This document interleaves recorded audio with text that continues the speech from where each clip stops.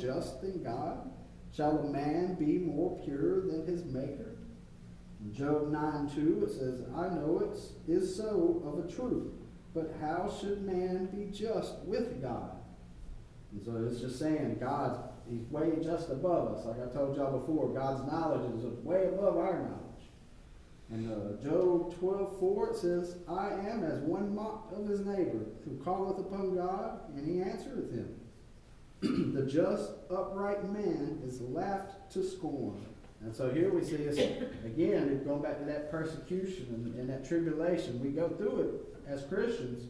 And this is Job. He was going through it. He says, the just, upright man is laughed to scorn. And so sometimes that happens. People see our faith, they think it's religion, but really it's faith, and they see that as kooky, They're like, oh, he's on one of his trips. He'll snap out of it, a couple weeks. And like I've told y'all before, once you see the truth is just the truth. You can't break away from that.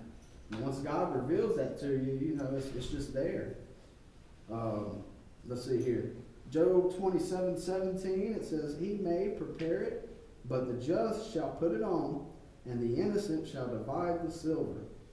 And here it's talking about other men may prepare it, but it says that the just shall put it on, and the innocent shall divide the silver. So it's saying basically whatever's done out there in the world might look like, the evil have the riches and stuff like this, but really God has the riches. It says that he's preparing it basically for his just and for his innocent.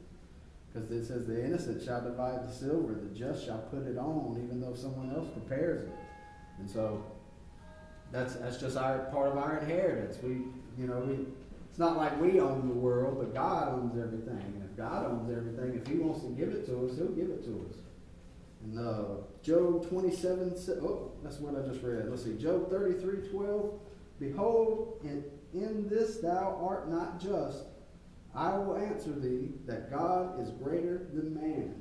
And so we have to look at ourselves like that. We're not, even as Christians living righteously, we're not just, we're still sinners in our body, until we pass on and go over, But it says here that God is greater than man. So we should never even think of ourselves over even other man. We shouldn't think of ourselves better than other people, stuff like that. We should just be humbled by what God has given us and be thankful for the grace and love he has given us. Because some people, like it says, they live wickedly. They don't see it like that. They don't get the love like that. Even though he still loves them and he tries, that wicked separates us from God. So people living in those ways, they're separated from God. They might not see it like you do. Like it says about Job, they laughed him to scorn, his own neighbors, and saw him every day praying to God, and God answered him even. They still laughed at him.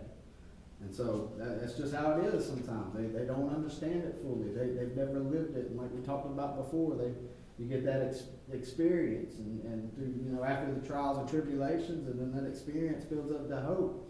Some of them haven't experienced enough to have hope yet. And so that's why we share the gospel, so we can get others to see what we have hope in. And let's see here. Job 34:17 said, shall even he that hateth right govern? And will thou condemn him that is most just? And so we see here that, somebody that hates right, they shouldn't govern. And I saw a post my preacher shared this morning. It was talking about the King of England. They coronate him, I guess you'd call him. And they give him a Bible. And there was some argument over how the bishops ignored the Bible, but how the king is still presented with it. And I think they didn't want to present him with it, was the argument.